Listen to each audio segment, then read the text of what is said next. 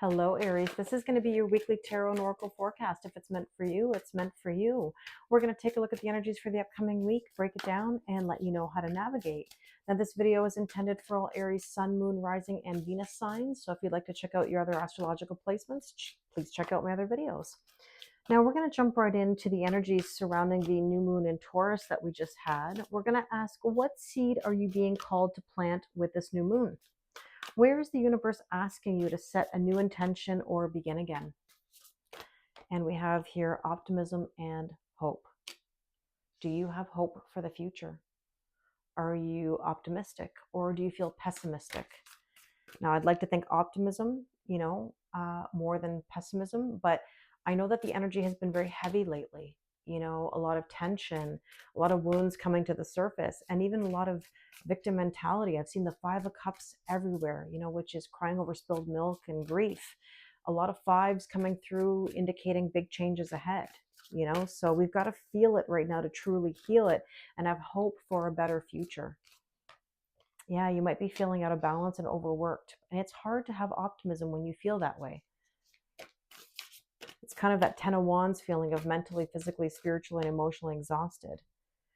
And here we have number 33, which is Ascended Masters, right? Teacher. Inspiration and mysteries. The future does not have to be scary. It can be exciting, even though I know it's all a mystery. But you have to trust the process. And there's some isolation coming through, lack of connections. You might be feeling like you're on the outside looking in. And so essentially, you need to spark some energy to put yourself in new opportunities or situations.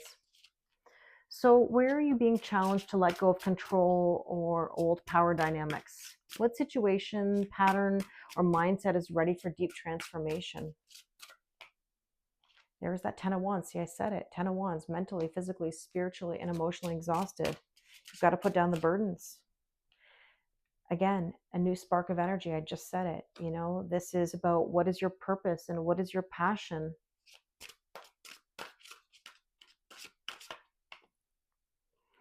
Ten could be an angel number you're seeing. 10 of Swords means you've had a lot of swords in your back. You're tired and you have to let a cycle end. And there's the 7 of Cups. I've seen the 7 of Cups multiple times today. 7 of Cups means you have a lot of options, but you may be avoiding making a decision. And not making a decision is making a decision.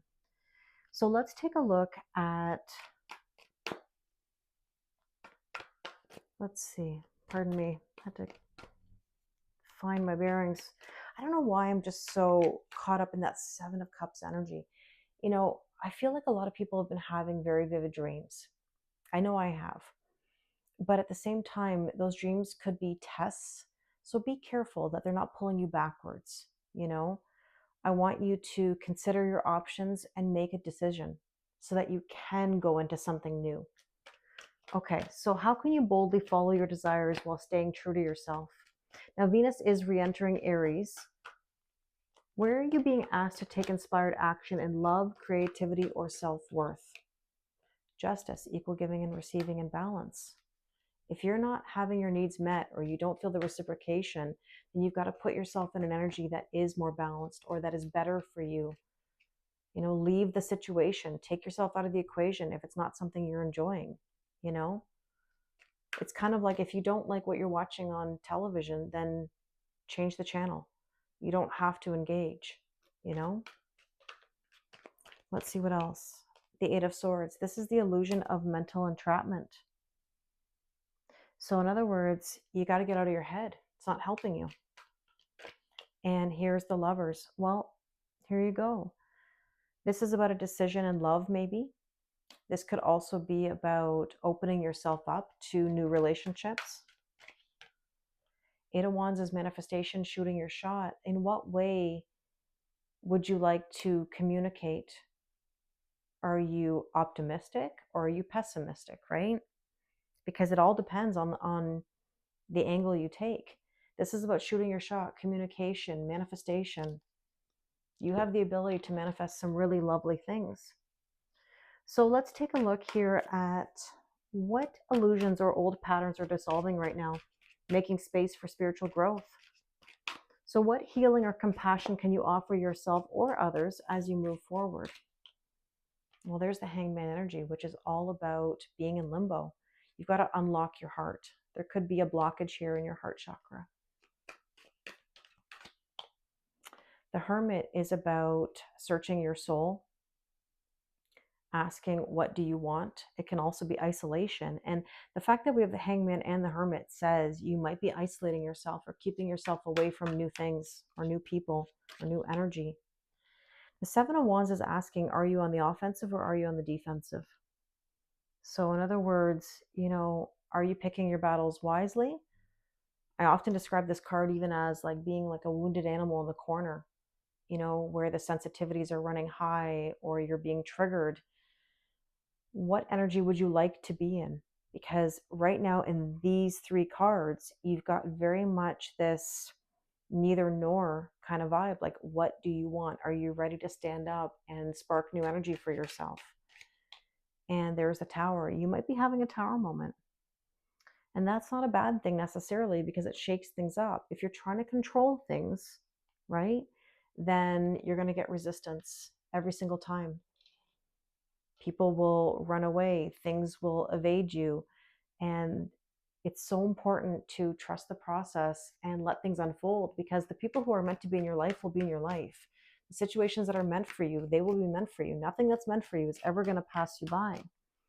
Now, Pluto is going retrograde on May 4th, so let the 4th be with you. We're going to ask, what deep inner work will empower your growth in the coming months? So you're going to be reviewing, releasing, reclaiming. Let's see. The anxiety and the worry. I've seen a lot of Nine of Swords, even Nine of Wands in these readings today. There's the Tower again. So Aries, you might be having a bit of a Tower moment, shaking things up in the next few months. There's that Ten of Swords again. If there is repeated energy where you feel like, you're just sort of like